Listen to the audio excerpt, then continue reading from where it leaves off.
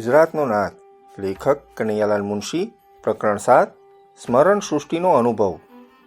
કાવતરા બાજુમાં ભંગાણ પડ્યું. ઘણા ખરા ઉશ્કેરાઈ ગયા અને છુપા રહેવાનું પ્રયોજન નહીં રહેવાથી એકબીજાની સાથે વાતો કરવા લાગ્યા. આખરે બધા બહાર નીકળવા માંડ્યા. સાંકડા બારણામાંથી બહાર નીકળતા ભીડ થઈ અને પળવાર ભીડમાં મંજરી મંડલેશ્વર અને કાશ્મીરાદેવીથી છૂટી પડી ગઈ. કાક બધા ટોળાની પાછળ આવતો હતો. બારણામાંથી બહાર નીકળી મંડલેશ્વર ઊભા. કાશ્મીરાદેવી આવી પહોંચી, પણ મંજરી નીકળતી જણાય નહીં. બંનેના પેટમાં ફાળ પડી. તેમણે પહેલાં તો એમ ધાર્યું કે મંજરી પાછળ રહી ગઈ હશે, પણ આ ધારણા ખોટી પડી. કાક પણ બહાર નીકળ્યો, પણ તેની સાથે મંજરી નહોતી. કાક, ત્રિભુવનપાળે કહ્યું, મંજરી ક્યાં છે? તમારી સાથે હતી ને? નીકળી જ નથી, કાશ્મીરાદેવીએ કહ્યું.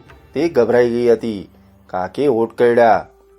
તમે બહાર જુઓ, હું અંદર જોઈ આવું, કહી તે પાછો અંદર ગયો. ઘણીએ શોધ કરી, પણ મંજરીનો પત્તો લાગ્યો નહીં. તે આફળો ફાફળો બહાર આવ્યો. મહારાજ, અંદર તો તે ક્યાંય પણ નથી.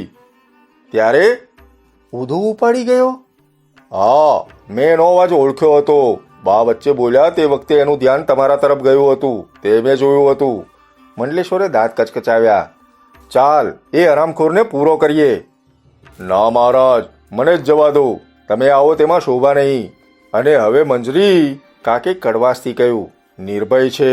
તેના ગળામાં ગ્રંથિ જોશે કે ઉદો એક પણ વાર પણ તેને રાખવાનો નથી. તમે એકલા જશો? હા, પણ તું વહેલો ખબર આપજે, વિલે મોઢે કાશ્મીરાદેવીએ કહ્યું. પોતાની મૂર્ખાઈથી મંજરીનો જીવ જોખમમાં પડ્યો હતો, તેથી તેને પસ્તાવો થતો હતો. વારું, કહી કાક ઝપાટાબંધ આગળ ચાલ્યા જતા માણસો તરફ ગયો.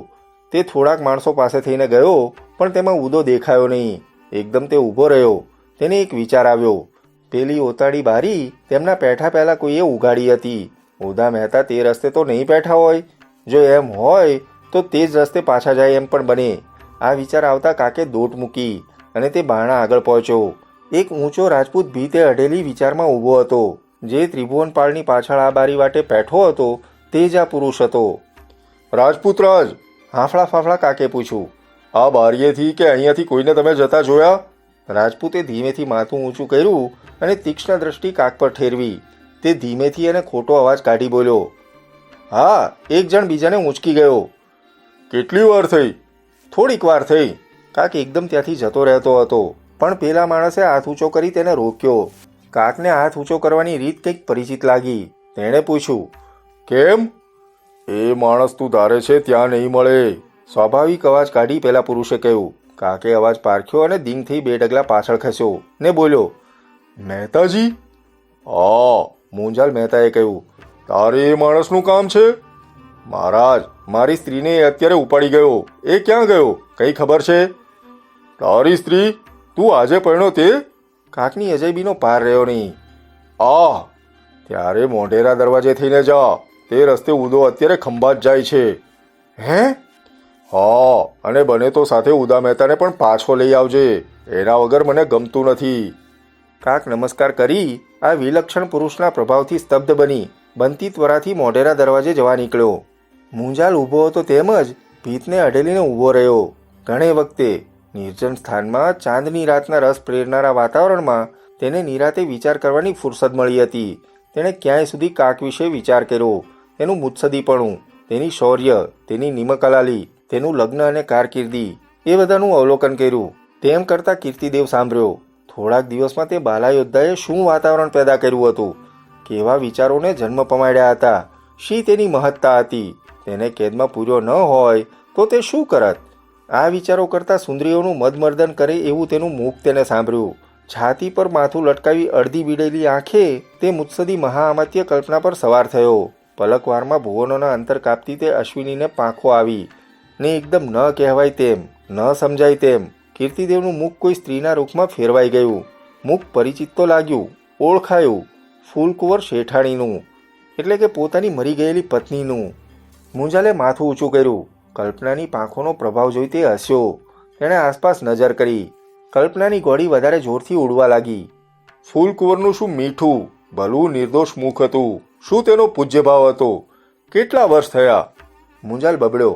18 વર્ષ પહેલા તે બિચારી સ્વધામ ગઈ. વખત જતા વાર લાગે છે. 40 તો મને ક્યારના થઈ ગયા. ઘોડીએ પાંખો ફફડાવી. ભૂતવ્યોમમાં તે વિહરવા લાગી. આમાં પંતર આંખની એક પલકમાં તેણે વિતાવ્યું. મુંજાલની આંખ આગળ દ્રશ્ય પરંપરા આવવા લાગી. તે નાનો છોકરો હતો. આ વાડીમાં ફૂલ ચોરવા તે આવતો. સજ્જનનો નાનો ભાઈ ને એ ગોઠિયા હતા. દેવસમો દેદીપ્યમાન તે હતો. ફૂલકોર સ્વપ્નમાં સર્જેલી અપ્સરા સમી હતી. તે બંને રમતા, તોફાન કરતા, આ ભીત પર અનેકવાર ચડતા, આ બાણેથી અનેક વખત પેસ નીકળ કરતા. તે પરણ્યો. અગ્નિની ચોરી, વરરાજા, વરકન્યા, સ્ત્રી પુરુષોની ઠઠ, વરઘોડો, આખું નગર જમવા આવેલું. તેની અનેક પંક્તિ, શો ઠાઠ, જરા લજાતી, જરા હસતી, જરા ગભરાતી કોડીલી નવવધુ. તેના પિતા મરી ગયા. તે નગરશેઠ થયો. તેણે પૈસા ઉડાવ્યા.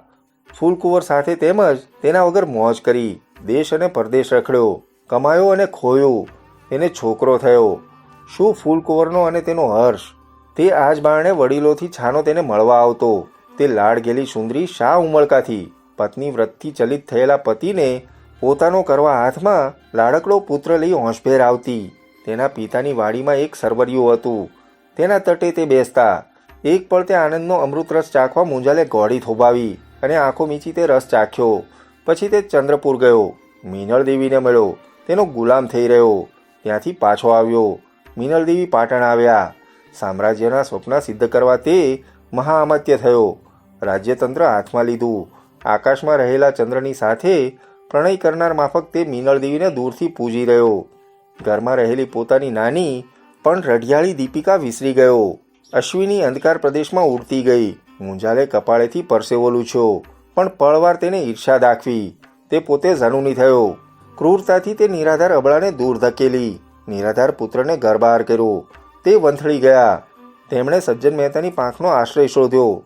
પોતે ખૂની બન્યો. સજ્જન જોડે વેર બાંધ્યું. પરિણામે પુત્ર મરી ગયો. સ્ત્રી રીબાઈ રીબાઈને સ્વધામ ગઈ. ફૂલ ગઈ, સુવાસ પણ ગઈ. મુંજાલનો જીવ રહેસાઈ ગયો. તેણે ચંદ્ર સામે જોયું. તે એની મશ્કરી કરતો લાગ્યો. તે બબડ્યો, મીનળ દેવી ન હોત તો હું ક્ષુદ્ર શેઠિયો જયત. પૈસાને કુટુંબ બે વચ્ચે જીવન સમાપ્ત કરત. તે થોડી વારે દાંત વચ્ચે અંગૂઠો ગાલી થોભ્યો. ફૂલ શેઠાણી નથી. તેનામાં વાક્ય પૂરું કરવાની હિંમત રહી નહીં. જીવન સ્મશાન થઈ ગયું. હું અમાત્ય, રાજાઓનું રાજ્ય વધારવાનું હથિયાર, લોભિયાનો લોભ પૂરું કરવાનું સાધન. જીવીશ ત્યાં સુધી આમ ને આમ. અગ્નિદેવની ભડભડતી જ્વાળા જ્યારે શાંતિ આપશે ત્યારે. આટલોય છોકરો ન જીવ્યો કે જોઈને દાડા કાઢું. હજારને રડાવનારની નિષ્ઠુર આંખમાંથી એક આંસુ પડ્યું. તે ટટ્ટાર થયો. ચારે તરફ જોયું. ગળું ખંખેર્યું. હમણાં મળસ્કું થશે, ચાલ જાઓ. પણ પગ ઉપડ્યો નહીં. 20 વર્ષે આ સ્થળે ઊભો હતો. તે સ્થળના સ્મરણો સચેત થયા હતા ને તે તેના હૃદયને ભૂતજીવનની ભભક આપી તેને આર્ધ બનાવી રહ્યા હતા. અત્યારે મુંજાલ પાટણનો અમાત્ય નહોતો. ફૂલકુંવરનો કોડીલો કંથ હતો. તેની ડોકના મરોડમાંથી ગર્વ ગયો. તેના ચહેરા પરથી દ્રઢતા ગઈ. તેના ખભામાં જરા ખૂંદ આવી. તે ત્યાંથી બારણા તરફ ફર્યો. બારણું ઉઘાડ્યું અને વાડીની અંદર બેઠો. 20 વર્ષ ઉપર આ વાડીમાં કરેલા વિવિધ અણવિસરેલા સ્મરણોનું આકર્ષણ દુર્જય નીવડ્યું. ઈશ્વરના કોપથી નષ્ટ થયેલા નગરને જોતો જીવતો રહેલો એક પૂરો નગરજન ખંડેરોમાં જાણે ફરતો હોય. રાખના ઢગલામાંથી પરખાય એવા પ્રાસાદોના સ્થાન શોધી મનમાં ને મનમાં તેમની વિનષ્ટ ભવ્યતા ખરેખર મોજૂદ છે એમ માની, મરેલા માનવીઓથી તેમનો વિસરાયેલો વાર્તાલાપ, તેમના અણદીઠેલા હાસ્ય અને ચુંબનોથી તે ભવ્યતા સજીવન કરતો હોય તેમ મુંજાલ તે વાડીમાં ફરવા લાગ્યો. કેટલાક ઝાડને ઓળખવા લાગ્યો. કેટલીક જાણીતી પંક્તિઓને ચુંબને અર્ચિત કરેલા પાદના કલ્પિત ઝણકારથી ગજવવા લાગ્યો. કેટલાક પ્રિય વૃક્ષોની છાઈને સાંભળતા ન સાંભળતા પ્રણય વાક્યોથી સશબ્દ બનાવવા લાગ્યો. પ્રણય યોગથી ભ્રષ્ટ થયેલો તે સ્મરણ પૂજક મંત્રી ડાપણ છોડી મુત્સદીઓનો વિવેક ત્યાગી ઉર્વશી ગેલા પુરુરવા જેવો બની ગયો. દુનિયાના વ્યવહારમાં નજરે ચડતા અનેક દુર્ગસમા દુર્જય કાર્યદક્ષ પુરુષો માત્ર બુદ્ધિવંત બની રહે છે. સ્વાર્થ સાધવાના સાધન રૂપ જ તેમનું હૃદય પણ થઈ જાય છે. તેવા હૃદય પર સપાટી વળી ગયેલી હોય છે ખરી, પણ કોઈક સ્થળે કોઈક સમયે પગ દેતા સપાટી છૂટી જાય છે. નીચે વહેતો મહાપ્રયત્ને ઢાંકેલો રસ સ્ત્રોત, અંદર ઉછળતો ઉર્મિઓનો સાગર ઉભરાય છે. તૂટેલી સપાટીમાંથી ઉપર આવે છે. સપાટી પર ફરી વળે છે. અત્યારે મુંજાલને પણ તેમ જ થયું. સ્મરણ આનંદ અનુભવતો તે ધીમે ધીમે કંજૂસ ઘણી વખતે મળેલું ધન છોડતા વિલંબ કરે તેમ પાછો જવા માંડ્યો. એટલામાં તેને જલકુંડ સાંભળ્યો. તે જોયા વગર પાછો જવાનો તેનો જીવ ચાલ્યો નહીં ને ત્યાં જવાની પગથીએ તે વળ્યો. પ્રકરણ 8. જલકુંડની જાત્રા. કુંડ પાસે જતાં તેને કોઈ વાત કરતા સંભળાયા. તે ચમકીને ઊભો અને સાંભળવા લાગ્યો. બોલનારા ધીમેથી પણ જુસ્સાથી દાંત પીસી બોલતા હતા. મુંજાલે અવાજ પરથી ઓળખવાનો પ્રયત્ન કર્યો. એક અવાજ કૃષ્ણદેવનો હતો, બીજો જરાક પરિચિત લાગ્યો. ઠીક ત્યારે પેલા પરિચિત અવાજવાળો પુરુષ કહેતો હતો, તમે કોણ છો તે તમારે નથી કહેવું? હું કાલે બાપાને કહીશ. મુંજાલને ભાન આવ્યું. તે અવાજ સજ્જનના છોકરા લક્ષ્મણનો હતો. તમને અમે મિત્ર તરીકે આદર સત્કાર આપ્યો, અમને શી ખબર કે તમે દુશ્મન છો? ભાઈ, એવું શું કહે છે? એક સ્ત્રીનો અવાજ આવ્યો. મુંજાલ ધીમે પગલે જરા આગળ આવ્યો અને ઝાડને ઓથે ઊભા રહી તેણે ધ્યાનપૂર્વક જોયું. લક્ષ્મણ ઊભો હતો. તેની પાસે પુરુષના વેશમાં છેલ્લા શબ્દો બોલનારી છોકરી ઊભી હતી. કૃષ્ણદેવ કુંડની પાળ પરથી પગ નીચે લટકાવી બેઠો હતો.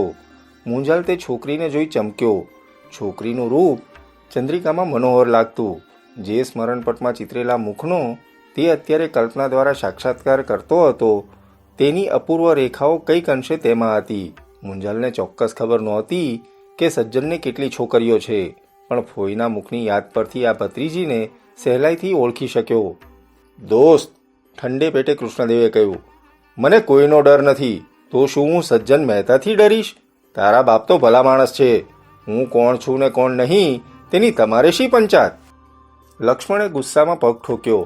ઠીક છે, હવે કોને પંચાત છે તે જોશો. બહુ સારું, નફટાઈથી હસતા કૃષ્ણદેવે કહ્યું. ભાઈ, લક્ષ્મણભાઈ, સોમસુંદરીએ ભાઈનો હાથ પકડી કહ્યું, હવે ઘેર ચાલો. સવારે સૌ થઈ રહેશે. કેટલું મોડું થયું છે તેનો કઈ વિચાર છે? હા, ચાલ, કઈ ગુસ્સામાં લક્ષ્મણ ત્યાંથી સોમનો હાથ પકડી ચાલ્યો. જતાં જતાં સોમે પાછળ કૃષ્ણદેવ સામે 2-4 વાર દ્રષ્ટિ ફેંકી આશ્વાસન લીધું. કૃષ્ણદેવે ઈશારાથી જ સોમને મળવાની ઈચ્છા દર્શાવી. ઈશારાથી જ સોમે તેને થોભવા સૂચવ્યું. ગુસ્સાભર્યો લક્ષ્મણ આગળ ચાલતો થયો. મુંજાલે આ ઈશારા જોયા. તેને હસવું આવ્યું. દુનિયા તેની તેજ રહી હે, તે મનમાં બબડ્યો. તેણે આ નાટક અધથી ઇતિ સુધી જોવાનો નિશ્ચય કર્યો અને હતો ત્યાં જ ઊભો રહ્યો.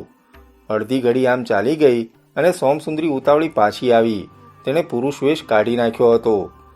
બોલો, શું કહો છો? કેમ, બહુ ઉતાવળ છે? કૃષ્ણે પૂછ્યું.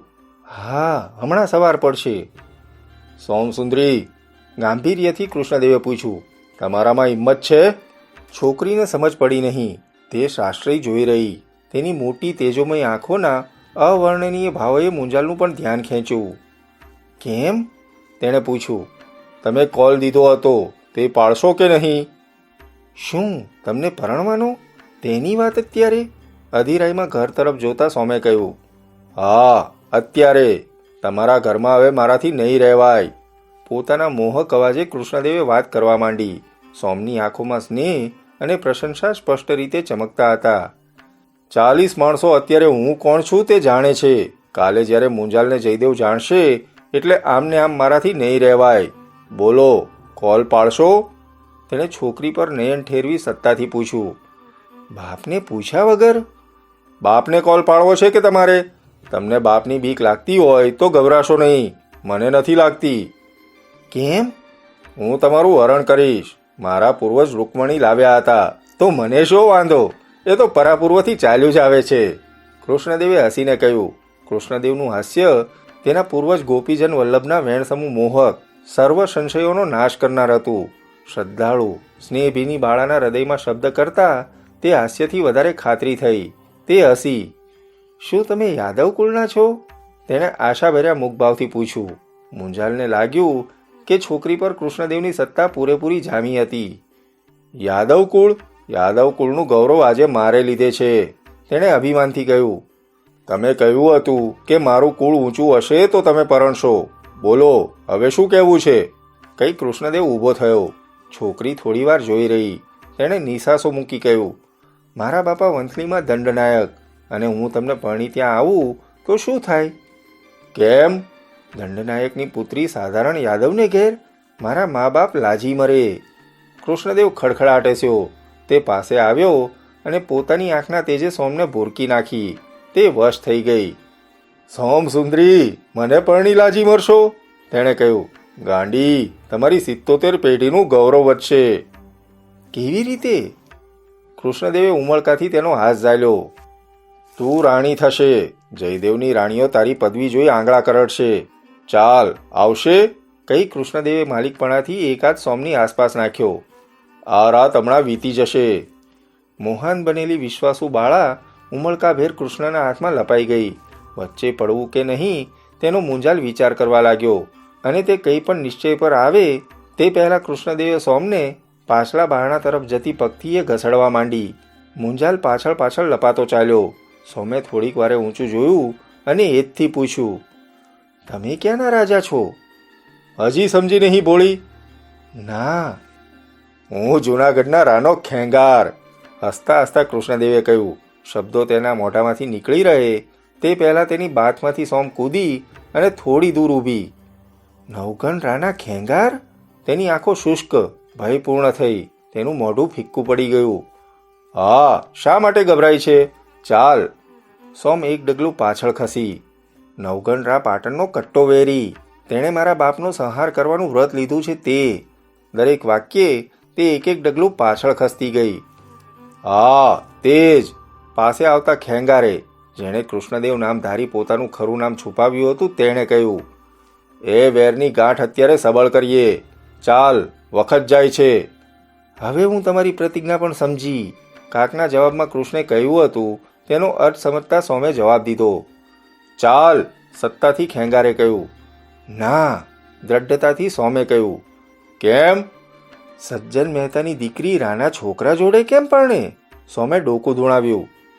ચાલ દેખાડું. ના, કહી સોમ પાછી જવા વળી. શું એમ કોલ તૂટશે? કહી ખેંગાર એક છલાંગ મારી તેની પાસે આવ્યો. નહીં નહીં, એમ સોમ બોલવા જતી હતી તે પહેલાં ખેંગારે એક હાથે તેનું મોઢું દાબ્યું અને બીજે હાથે તેને ઊંચકી લીધી અને બારણા તરફ દોડવા તેણે છલાંગ ભરી. મૂંઝાલે ખેંગારની બોચી પકડી. અચાનક સ્પર્શથી ખેંગાર ચમક્યો, ફર્યો, તલવાર કાઢવા ગયો. મંત્રીના સબળ બાહુના જોરથી ખેંગારનો હાથ વળી ગયો. સોમ ધરણી પર સરી ગઈ. ખેંગાર દૂર હટી ગયો. હઠ્યા વિના તેને છૂટકો થયો નહીં. સિંહ સમૂહ વિકરાળ બનેલું તેનું વદન ગુસ્સામાં ભયાનક થયું. શક્તિના શાંત ગૌરવથી મંત્રી જોઈ રહ્યો. એક વિપલમાં ખેંગારે તલવાર ખેંચી. તે કૂદ્યો. મૂંઝાલની લાંબી પ્રચંડ તલવારે તેનો ઘા ઝીલ્યો. તલવારોમાં તણખા ઉઠ્યા. ખેંગાર પણ તલવારી હતો. મૂંઝાલની ખડગ વિદ્યા, તેનું બાહુબળ અપ્રતિમ હતું. 5 પળ જ માત્ર આ મહારથીઓનું ભયંકર યુદ્ધ ચાલ્યું. મંત્રીના પ્રાબલ્યથી ખેંગારની તલવાર દૂર જઈ પડી. તેના પગ વળી ગયા. યમરાજ સમો મહામાત્ય તલવારની અણી ખેંગારને ગળે રાખી ઊભો રહ્યો. ચંદ્રના તેજમાં ખેંગારે મંત્રીને ઓળખ્યો. તે અંગે અંગે કાંપી ઉઠ્યો ને બોલ્યો, મૂંઝાલ કે બ્રહ્મ રાક્ષસ? તલવારની શક્તિ કરતા મંત્રીના અણધારેલા મેળાપથી ખેંગારના ગાત્ર ગળી ગયા. બંને! જરા હસી મૂંઝાલે કહ્યું. પાટણ વિજયી નીવડ્યું, જૂનાગઢ પડ્યું. ખેંગારે આશા છોડી આંખો મીચી. ઉઠો ખેંગારજી, ભૂમિ પર પડેલા દુશ્મનને હું મારતો નથી. હવે મારા ઘરમાં તમે રહેવા લાયક નથી. સીધાઓ. કઈ સત્તાથી તે બારણા તરફ આંગળી કરી ઊભો. માનભંગ થયેલો ખેંગાર ઉઠ્યો. પડેલો ફેંટોને તલવાર લીધા અને દાંત કચકચાવતો બારણાથી બહાર ગયો. મૂંઝાલે અંદરથી સાંકળ દીધી. ગભરાયેલી સોમ આ યુદ્ધ, આ વાત દીઢમુખ બની જઈને સાંભળી રહી હતી. નવા આવનારને તે ઓળખી ન શકી. ખેંગારે નામ ઉચ્ચાર્યું તે તેણે બરાબર સાંભળ્યું નહોતું. મૂંઝાલ બારણું વાસી આવ્યો ત્યારે સોમ ઊભી થઈ ગઈ હતી. છોકરી, તેણે સખ્ત અવાજે કહ્યું, સારે ઘેર અવતાર લીધો છતાં આવું કરે છે? જા, દોડી જા. ફરી અજાણ્યા જોડે બહુ વ્યવહાર રાખતી નહીં. શર્મિંદી સોમ નીચું જોઈ ઝપાટાબંધ ચાલી ગઈ. મૂંઝાલ બબડ્યો, આવી છોકરીઓ હશે ત્યાં સુધી જ પાટણનો જયવારો છે. છોકરી અદ્રષ્ટ થઈ કે મંત્રી જે બારણે આવ્યો હતો ત્યાંથી પાછો નીકળ્યો.